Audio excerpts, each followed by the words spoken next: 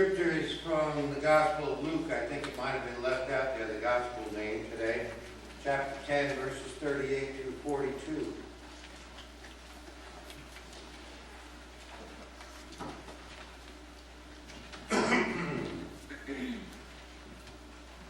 As Jesus and his disciples were on their way, he came to a village where a woman named Martha opened her home to him.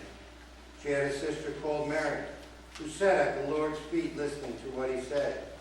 But Martha was distracted by all the preparations that had to be made. She came to him and asked, "Lord, don't you care that my sister has left me to do all the work by myself? Tell her to help me." "Martha, Martha," the Lord answered, "you are worried and upset about many things, but only one thing is needed. Mary has chosen what is better, and it will not be taken away from her." The word of God for the people of God. Thanks be to God. We're continuing in our Reboot series.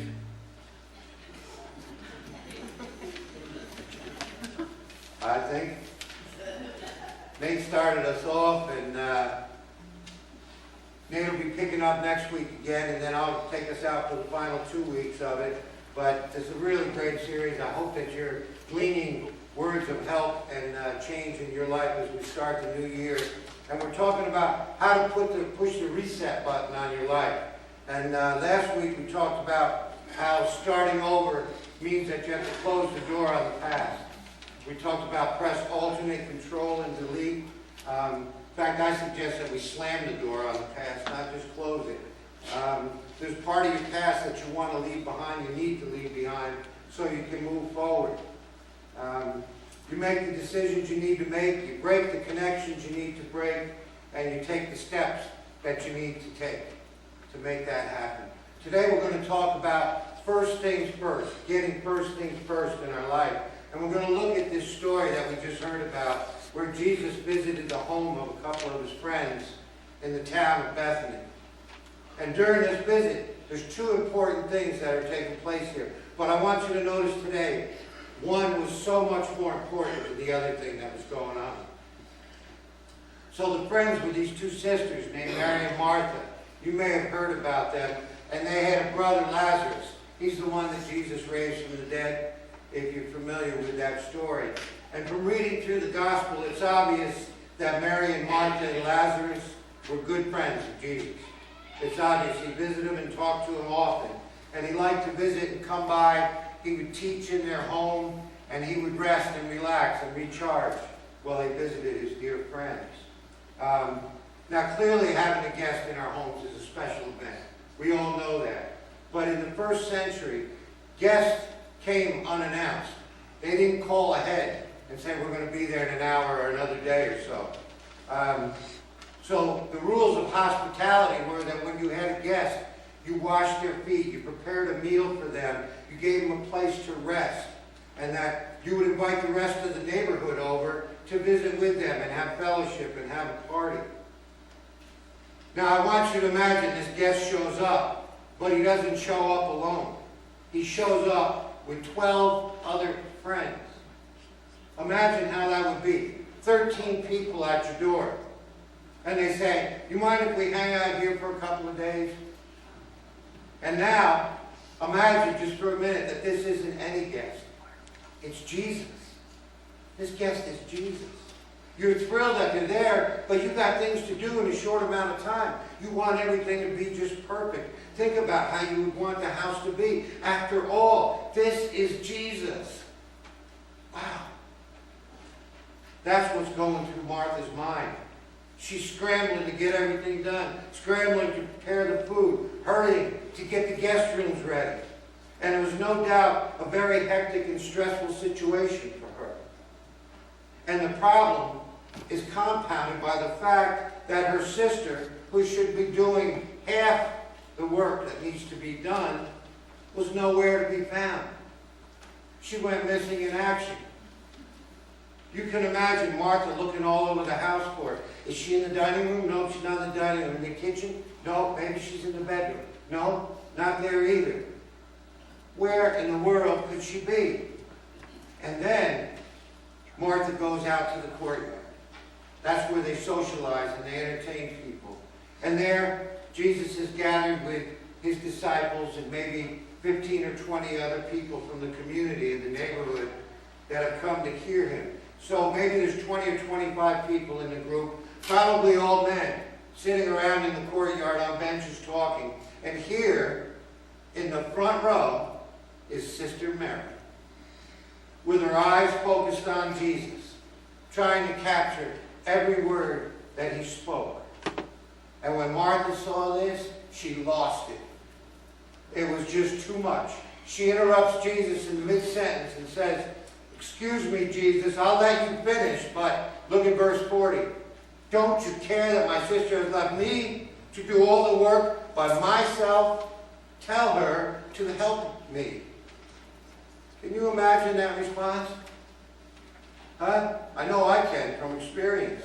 It's easy to slip into that martyr syndrome, isn't it? Start telling yourself, I'm the only one who does anything. I'm the only one who cares. It's all on me. I've had myself get caught in the words of saying something very similar to what Martha has said. God, don't you care that I work hard for less so everyone else can enjoy the fruits of my labor? Don't you care? Don't you care, God? Now let me make it clear. I didn't say it's right to feel this way, but I have felt this way a time or two. And I'll tell you, every pastor, every leader, every boss, many spouses, teenagers, and many employees have felt that very thing.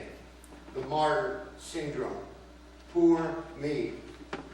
And when I start feeling that way, it usually means there's something wrong with my priorities. Now, Martha was doing the things that needed to be done. Obviously, when you got people in your home, you need to eat, you need a place to sleep, you want it to be clean. It's not that she was wasting her time on foolish things.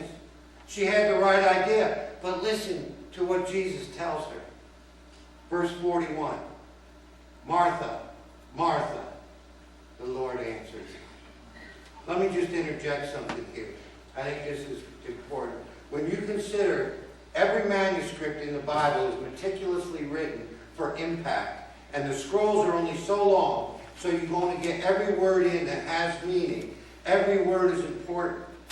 And you don't have people coming in and reading in the Bible that Maximus came in and said, "Hey, what's up, Flavia?" Flavia said, "Oh, not much, Max, what's up with you?"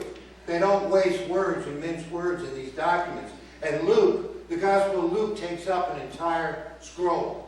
So I find it interesting that in this conversation, Luke makes a point to let us know that Jesus said her name twice.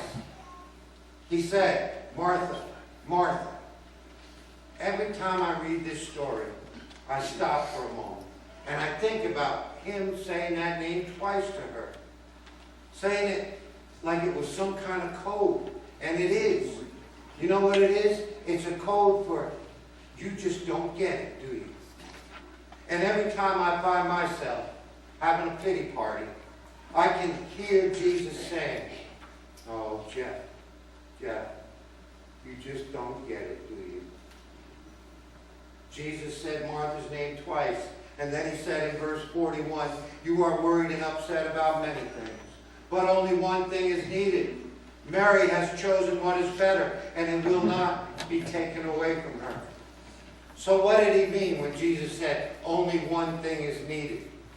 Huh? He wasn't saying don't worry about cleaning or preparing a meal or taking care of your guests because that's not important. He didn't say that. He was saying only one thing really matters. And this one thing supersedes everything else. So what is that one thing? What is it? Sitting at the feet of Jesus. Sitting at the feet of Jesus. Spending time in his presence. Here is one of the best, most important lessons that you can ever learn. And if you incorporate this spiritual truth into your daily walk, you will revitalize your spiritual life, your relationship with God, and your relationship with others. And it will change the way you live. Here's the lesson to learn. Listen, Jesus wants to be loved before he wants to be served. Before you do anything for God publicly, he first wants to fellowship with you privately. Jesus wasn't saying, Martha, don't get your house ready. He was saying, I just got here. Martha, let the details wait for a few minutes. Just worry about the meal later, getting the sheets on the bed later. Sit down with me. Let's enjoy each other's company first. First. We've been talking about starting over, rebooting your life, like you reboot a computer. Have you ever had to do that? Have you ever had to do that? The computer locks up and you hit Control, Alternate, Delete like we talked about last week. Shuts down, starts back up, and it runs better for a little while. I recently had an issue. It came up with my computer. And it isn't new. I tend to get attached to computers and keep them until they're dreadfully out of date. They got a lot of information I need on there, and we've had this intense, intimate relationship for quite a while. So I hang on to it. And this one I've had for quite a while, and it's really on its last leg, and it is becoming increasingly uncooperative. And recently I had a problem when I opened my Bible study app to work on a message, and the computer would lock up. And the app itself is pretty old too, so I thought, that's a shame. I hate to use this Bible study app after so many years of using it. And then I began to wonder, why does this program crash only some of the time and not all the time? And after running a few tests on the computer, I figured it out. It depends on how many apps or how many tabs you have open at once. If I open the Bible study app first, it opens just fine, runs just fine. If I already have the browser open for Word and email open, Bible study crashes. And I thought, you know what? Maybe this is God's way of telling me that before you do anything else, start with your Bible. Get into my Word before you get into MS Word. You know what? That's a good lesson for us all to learn. First things first. Before you do anything else, get alone with God. He wants your companionship before he wants your service. Before you serve him publicly, he wants to spend some time with you privately. To fix my computer, you know, and I did a little research and I discovered that you can permanently set and your process priorities, the things that run. You can change the settings from normal to high so that one overruns the other. And then, when you reboot, they are permanently set with pre-op works. And you can reset your priorities. That's what we need to do. Reboot. Reset our priorities. The principle of first things first, it'll work in your spiritual life. It also works in other relationships. So I want to spend just a few minutes here today talking about how to nail down your priorities, reboot your life, and change your life. In order to do it, I want to suggest that you open your antivirus. You have a virus, and you've got malware functioning in your life, and you need to get rid of it. So you need to run some tests. And there's 3 antivirus scans I want to suggest for you to run on your life. And I hope that you will do it today. First of all, we need to run a stress test. And stress is a good indicator that our priorities are out of balance when we run a stress scan. If you always feel overwhelmed and overloaded, it's a pretty good indication that you've got some things on your screen that don't belong there. Jesus never said, I have come to give you turmoil. No. He said, I came and in me you will have peace. He never said, I have come to give you a life of endless frustration. No. He said, I have come to give you life to the fullest. Jesus never said, I have come to give you more than you can possibly get done every day of your life. He never said that. Here's what he did say. My yoke is easy and my burden is light. In me, you will find rest.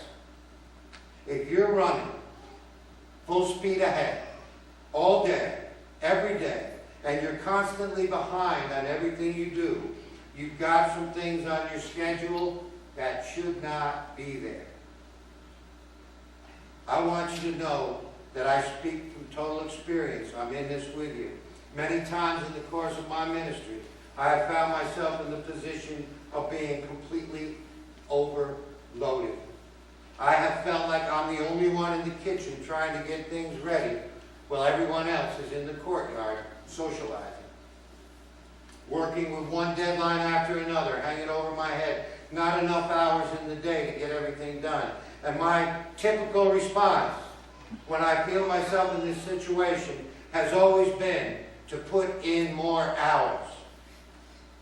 I tell myself these long days are just temporary. I'll get through this just a week or two. I'll get the year-end reports done. I'll get this done until I get caught up. The problem is that if you've got things on your plate that shouldn't be there, you never get caught up. Instead, when you do too much work for too much time, your efficiency bottoms out and your quality of work suffers. And you are typically too tired to tell. You don't even realize it. Now, I'm not talking about having a busy day here and there. I'm talking of a pattern of always being behind and always being stressed about it. My friends, if this is what your life has become, let it be a wake-up call to you right now. Because this is not what Jesus had in mind for you. Start asking yourself, what needs to go? What needs to change? What needs to stop? And that brings me to the second scan, the priority scan. Jesus said to Martha, you are worried and upset about many things, but only one thing is needed. Jesus was saying to Martha, in a gentle way, Martha, it's time for a priority check. What matters most? Setting a perfect table or spending time with me? I want to show you something about what happens in life.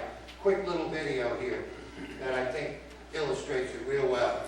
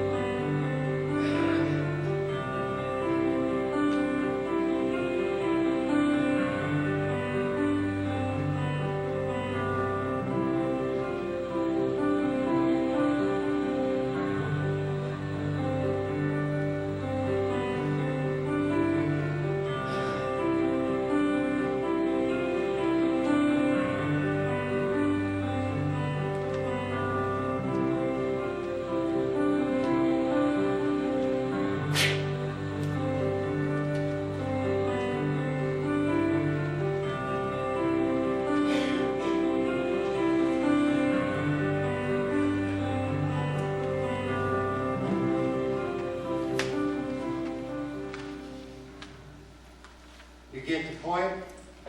Make sure you do the big stuff first. Make sure you do the big stuff first. When I'm out of balance, my approach is often Just the opposite. I tend to do those nagging little things first that I can check off the list and get them out of the way so I can focus on the big job. The problem is, the nagging little details always take longer than I thought they would. And the truth is, most of them could wait. The things in life that are most important cannot wait. Do them first. First things first. This is why I encourage people, and I have my devotional time first thing in the morning, before I do anything else. And if exercising is important to you, do it second. Do a priority test. Make sure that you take care of the big rocks first. Big rocks first. Third thing, the last thing that you need to run is a performance test. Now listen, Jesus said in verse 42, Mary has chosen what is better, and it will not be taken away from her. Do you know how to determine your priorities in life? You base it on what's going to last the longest, what's going to pay the biggest dividends, what is going to bring the most rewards. Recently I read this story by a Christian husband and father. He shared it in a testimonial book. He said, I came home from work yesterday and I saw the most amazing thing. I pulled into the garage and came into the house through the laundry room, and the first thing I saw was a huge pile of laundry on the floor. I stepped over it and walked into the kitchen. The next thing I saw was a huge stack of dirty dishes in the sink. When I went into the living room, I found my wife sitting on the floor, wearing sweatpants and my Packers jersey. And when the couch pillows that had been placed on her shoulders for shoulder pads, and she had black stripes underneath her eyes. My 4-year-old son was sitting on her lap, wearing his sweatpants, Packers jersey, and fake shoulder pads, and eye black. And they were looking at a book. And she said, honey, I'm sorry about the mess. We just had a football game, and now we're reading a story. And then he wrote, I'm not used to this. Growing up, our house was spotless. But if I ever wanted my parents' attention, Dad was always busy in the garage, and Mom was always busy in the kitchen. And it was up to me to entertain myself. And then he said, get this, listen, thank God I married someone who can leave the dishes in the sink while she plays with our son. This guy's wife is investing something in their son that will last this little boy's entire life. She passes the performance test. She understands what really matters. Yes, at some point you need to do the dishes. The laundry has to be done. You have to mow the lawn. So when do you do it? After you've done everything that really matters. The things that really will last. The things that pay the biggest dividends. I have no doubt that every little boy and little girl in this world would say that they would rather play a game with Mom and Dad than have a clean kitchen. That's because our relationship with God and our relationships with one another all work by the same rule. Remember the rule. Love first, serve second. That's what Martha was missing. She's missing. That's where Mary hit the nail on the head. Mary knew when to choose between listening to God and serving God. I want to give you an experience of listening to God through this message and putting Him in control of your schedule. That is my prayer. It will be life-changing. I'm going to work on it myself. I included a reboot test and some other things in your insert there. And if you're like me, you're going to find that you answered yes to 4 or more of these questions. And you're probably going to find that you're more like Martha. But if you answered yes to fewer than 4, then you're going to be able to relate more to Mary. And that's going to help you because a little further down there's a Mary and Martha challenge. I put some common myths in there too I want you to think about when you're praying about this later today. It says busy equals important. I'm going to tell you God will not ask you on Judgment Day, how busy were you? Someone wins a rat race.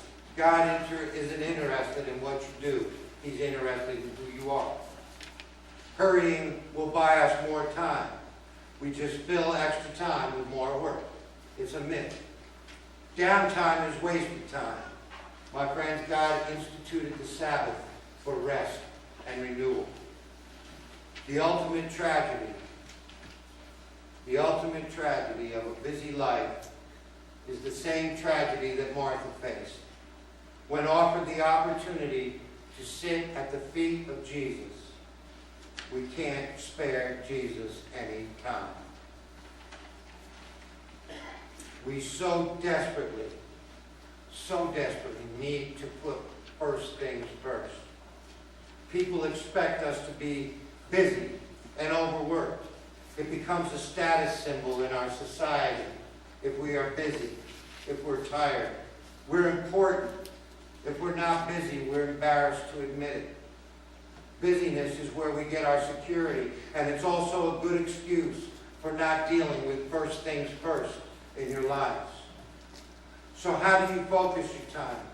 We have got to find a balance between go and do and sit and listen. There's a couple scriptures in there, Luke 10:27. He answered, love the Lord your God with all your heart, with all your soul, and with all your strength, and with all your mind, and love your neighbor as yourself. Love first, serve second. Psalm 37:7 tells us what it means to sit and listen. Be still before the Lord and wait patiently for him.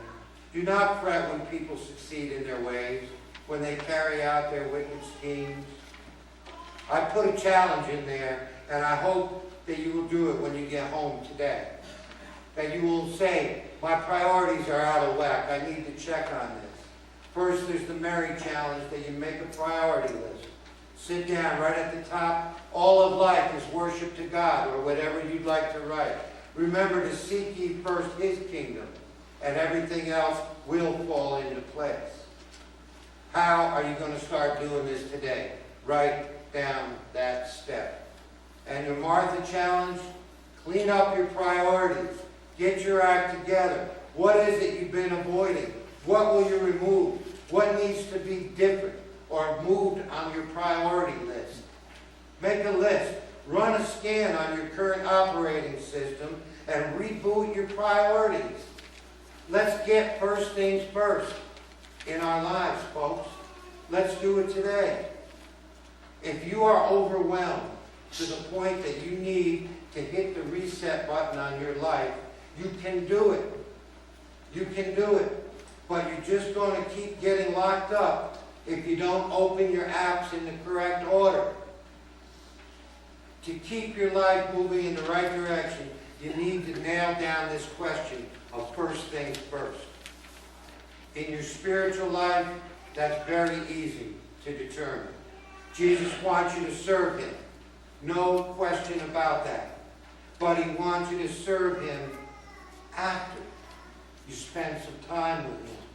After you spend a little time in his presence, talking to him, listening to him. The rule for living a life in God is now and always will be love first, serve second. And I would say that that same rule applies to your marriage. That same rule applies to your children, to each and every relationship that matters to you. Love first, serve second. Make it a habit to sit down at the feet of Jesus every day of your life. Spend a little time in prayer. Read a little word. Fellowship with him every day. If you put this at the top of your list, you are going to find that the order of the other apps in your life will just fall into place.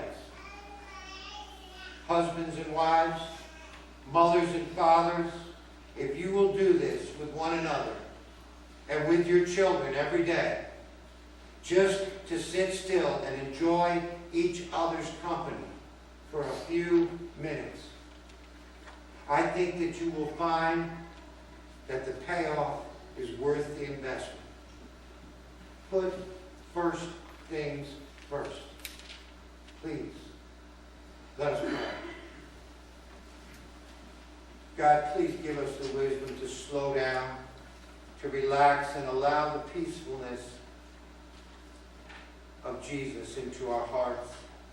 Help us to reboot, to get our priorities in order.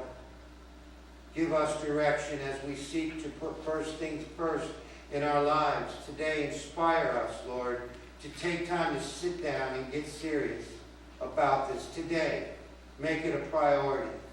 Help us to nourish in each of us and give the human doing a much-needed rest. Thank you, Jesus.